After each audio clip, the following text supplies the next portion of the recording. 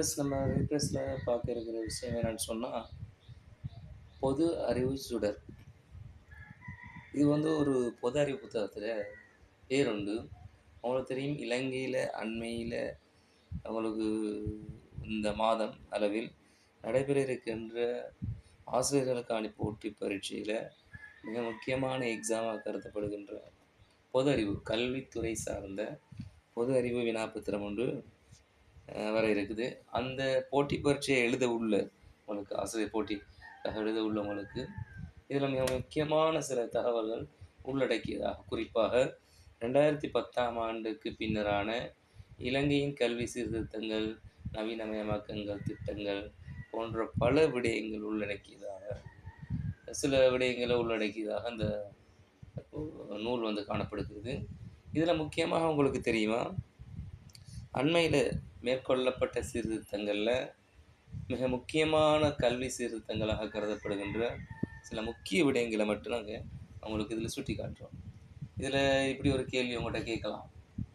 அதாவது, இலங்கையின் தேசிய கல்வி பொது சீர்திருத்தங்களின் மிக முக்கியமான அம்சங்கள் சொல்லி போட்டு சில விடயங்களை தந்து போட்டு அவங்க உங்கள்கிட்ட சில இந்த மாதிரி கேள்வி கேட்பாங்க. அதில் நீங்கள் என்ன விடயங்கள் என்பதை குறிப்பிடணும், அல்லது தனித்துவமாக ஏதாவது ஒரு விடயத்தை மட்டும் குறிப்பிட்டு கேட்கலாம், எப்படி வேணாலும் கேட்கலாம். இப்படி ஒரு நூல் அடங்கியதாக நாங்கள் புத்தகம் ஒன்று தயாரிச்சிருக்கோம். இந்த புத்தகம் உங்களுக்கு தேவைன்னு சொன்னால் நீங்கள் கீழே டிஸ்கிரிப்ஷனில் லிங்க் இருக்குது. இந்த புத்தகத்தை நீங்கள் என்ன செய்யலாம், இந்த லிங்கில் பெற்றுக்கொள்ளலாம். ஓகே, நம்ம விடயத்துக்கு வருவோம். என்னென்னு சொன்னால், மேற்கொள்ளப்பட்ட இந்த சீர்திருத்தங்கள் மிக முக்கியமான ஒரு 5 விடயங்களை நாங்கள் உங்களுக்காக இங்கே சுட்டி காட்டியிருக்கின்றோம். அதில் மிக முக்கியமான சீர்திருத்தங்கள் ஒன்று முன்பள்ளி கல்வி சம்பந்தமான சீர்திருத்தம். அதேபோல் பாடசாலை கட்டமைப்பு மாற்றம். 3வது பரீட்சை முறையில் ஏற்பட்டிருக்கின்ற மாற்றங்கள், புதிய பாடத்திட்டங்கள், டிஜிட்டல் மயமாக்கன்னு சொல்லி ஒரு 5 விடயங்களை நாங்கள் உள்ளடக்கியிருக்கிறோம். அதில் மிக முக்கியமான 1வது விடயம் ப்ரீ ஸ்கூல் எஜுகேஷன், அதாவது முன்பள்ளி கல்வி சம்பந்தமான விடயம். இது மேற்கொள்ளப்பட்டிருக்கின்ற சீர்திருத்தங்கள் மிக முக்கியமானது.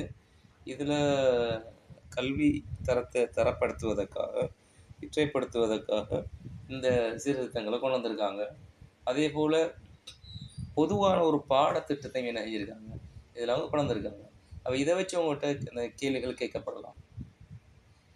என்ன மாதிரியான தரப்படுத்தல் மேற்கொள்ளப்பட்டிருக்குது, அல்லது முன்பள்ளியில் மேற்கொள்ளப்பட்டிருக்கின்ற சீர்திருத்தங்களில் கீழ்வனவற்றில் எது சரியானது அப்படின்ற கேள்விகள் கேட்கலாம் அவங்கள்ட்ட.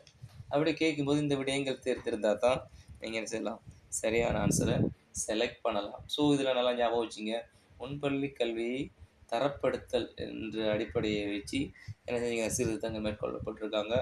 அதே போல் பொதுவான ஒரு பாடத்திட்டத்தை அறிமுகப்படுத்துகின்ற ஒரு சீர்திருத்தத்தையும் அங்கே மேற்கொண்டிருக்காங்க. அதே போல் 2வது விஷயத்தை எடுத்துக்கோங்கன்னா, பாடசாலையில் காணப்படுகின்ற கட்டமைப்பு மாற்றங்கள் இருக்குது. சில கட்டமைப்புகள் இருக்குது, உங்களுக்கு தெரியும். ஆரம்ப கல்வி, இடைநிலை கல்வி, உயர்தர கல்வின்னு இப்படி கட்டமைப்புகள் காணப்படுது. இதில் கொண்டு வந்திருக்கின்ற மாற்றங்கள், முன்மொழியப்பட்டுள்ள மாற்றங்கள் 2 விடயங்கள் நாங்கள் குறிப்பிட்டிருக்கிறோம். இதில் பார்த்தீங்கன்னு சொன்னால், ஆரம்ப கல்வி என்பது பாடசாலை கட்டமைப்பில் காணப்படுகின்ற ஒரு விடயம். இது 1 தொடக்கம் 5 வரையான வகுப்புகளுக்கு இருக்குது. அதே போல் 2ஆம் நிலையை பொறுத்த வரைக்கும் 6 தொடக்கம் 11 வரை வரும். அதை 2ஆக பிரிச்சிருக்காங்க. இதை கூட அவங்கள்ட்ட கேள்வி இப்படி கேட்பாங்க. அதில் 1வது கனிஷ்ட 2ஆம் நிலை பிரிவு, அதே போல் சிரேஷ்ட 2ஆம் நிலை பிரிவு உண்டு. இப்படி பிரிக்கப்பட்டிருக்குது. அப்போ இது எந்தெந்த தரங்கள் என்பதை கூட அவங்க கேள்வியாக கேட்கலாம், அல்லது கட்டமைப்பு மாற்றங்களை கேட்கலாம், எப்படி வேண்டாலும் அவங்களோட கேட்கலாம். அதே போல் உயர்தரம் அடுத்த மீதி உள்ளது. 12, 13ஆம் ஆண்டுகளுக்கான உயர்தரத்தில் மேற்கொள்ளப்பட்டிருக்கின்ற மாற்றங்கள். அதே போல் முன்மொழியப்பட்ட சில விடயங்களும் காணப்படுது. அதே போல் ஆரம்ப கல்வியை பொறுத்த வரைக்கும் அது அப்படி இருக்குது, 1 தொடக்கம் 5 வரையே. அதே போல் கனிஷ்ட 2ஆம் நிலையை பொறுத்த வரைக்கும் அதே போல் தான் 6 தொடக்கம் 9 வரையும் இருக்குது. அதில் சிரேஷ்ட 2ஆம் நிலையில் 10, 12 என்பது மாற்றப்பட்டிருக்குது. ஏற்கனவே உங்களுக்கு தெரியும், 9 தொடக்கம் 11 வரை தான் இருந்தது சிரேஷ்ட 2ஆம் நிலை. இதில் முன்மொழியப்பட்ட திட்டத்தில் 12ஆம் ஆண்டை அவங்க என்ன செஞ்சுருக்காங்க, இதுக்குள்ளே சேர்த்துருக்காங்க. 9ஆம் ஆண்டை கனிஷ்ட 2ஆம் நிலைக்கு மாற்றிருக்காங்க. அப்போ இந்த விஷயத்த கட்டாயம் அவங்க கேள்வியாக கேட்பாங்க. அதில் நீங்கள் இந்த விஷயத்தில் கவனத்தை செலுத்துங்க. அதே போல் பாடசாலை கல்வியை முடிக்கும் வயதை குறைக்கும் முகமாகத்தான் இந்த மாதிரி ஒரு முன்மொழியப்பட்ட ஒரு விடயம் ஒன்று இங்கே முன்வைக்கப்பட்டிருக்குது. ஸோ இந்த விடயத்தில் கவனத்தில் கொள்ளுங்கள். அடுத்த விடயத்தை பொறுத்த வரைக்கும் பார்த்தீங்கன்னு சொன்னால் பரீட்சை முறைமை. இதில் எக்ஸாமினேஷன் சிஸ்டத்தை பொறுத்த வரைக்கும் சில மாற்றங்களை முன்மொழியப்பட்டிருக்கு, சீர்திருத்தங்கள் மேற்கொள்ளப்பட்டிருக்கு. பொதுவாக உங்களுக்கு தெரியும் ஓலெவல் ஏலெவல் ஸ்காலர்ஷிப் இந்த மாதிரி எக்ஸாம் உங்களுக்கு நடக்கும். அதே ஸ்காலர்ஷிப் எக்ஸாம் தரம் 5க்கான புலமை பரீட்சை போட்டி அது மாற்றப்படலை, அப்படியே தான் இருக்குது. இது புலமை பரீட்சை ஒரு போட்டி பரீட்சையாக அன்றி மாணவர்களின் அடையும் மட்டத்தை அளவிடும் ஒரு சாதாரண மதிப்பீடாக மாற்றுதல் என்ற ஒரு விஷயத்தை அங்கே முன்மொழிஞ்சிருக்காங்க. அதே போல் பார்த்தீங்கன்னு சொன்னால் மதிப்பீடு பாடசாலையில் மேற்கொள்ளப்பட்டிருக்கின்ற மதிப்பீடுகள் ஒன்று மிக முக்கியமான ஒன்று எஸ்பிஐ. இது ஏற்கனவே இருக்கின்றது.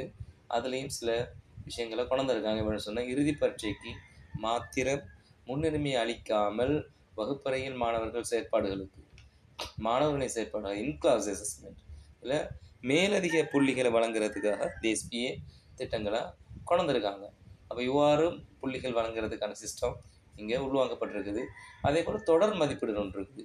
எஸ்பிஐ என்பது ஒரு மதிப்பீடாக காணப்படுவது போல் தொடர் மதிப்பீடு என்பது எஸ்பிஐஏ என்று சொல்லக்கூடிய ஒரு விஷயம் கொள்ளப்பட்டிருக்குது. இதில் இறுதி பரீட்சைக்கு திறன் முன்னுரிமை அளிக்காமல் வகுப்பறையில் திறன்களை அதிகரித்துக் கொள்வதற்காக அவ்வாறான சில சிஸ்டமும் இங்கே உள்ளடக்கப்பட்டிருக்குது.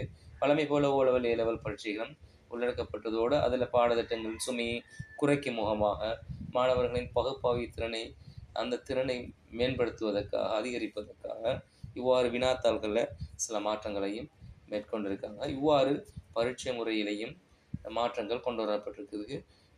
பகுப்பாய்வு திறனை அதிகரிக்கும் வகையிலும் பாடத்திட்டத்தை சுமையை குறைக்கும் வகையிலும் இவ்வாறான திட்டங்கள் முன்மொழியப்பட்டிருக்குது. அடுத்த விடயத்தை பார்த்தீங்கன்னா புதிய கல்வி சீர்திருத்தத்தில் மிக முக்கியமான 4வது ஒரு விடயம்தான் பாடத்திட்ட அறிமுகம். உங்களுக்கு தெரியும் அண்மையில் 1ஆம் ஆண்டு 6ஆம் ஆண்டு போன்ற விடயங்களுக்கு புதிய கல்வி சீர்திருத்த பாடத்திட்டங்கள் கொண்டிருந்தாங்க. அதில் 1ஆம் ஆண்டுக்கு 2026ஆம் ஆண்டு இந்த வருடம் நடைமுறைப்படுத்தப்பட்டிருக்குது. ஆனால் 6ஆம் ஆண்டு விடயத்தை நடைமுறைப்படுத்தப்படலை. அடுத்த வருடம் நடைமுறைப்படுத்தப்படும் என கூறியிருக்காங்க. பார்ப்போம். அதில் மிக முக்கியமான ஒரு விஷயம்தான் ஸ்டம் சொல்லி ஒரு சிஸ்டம் ஒன்று வச்சுருக்காங்க.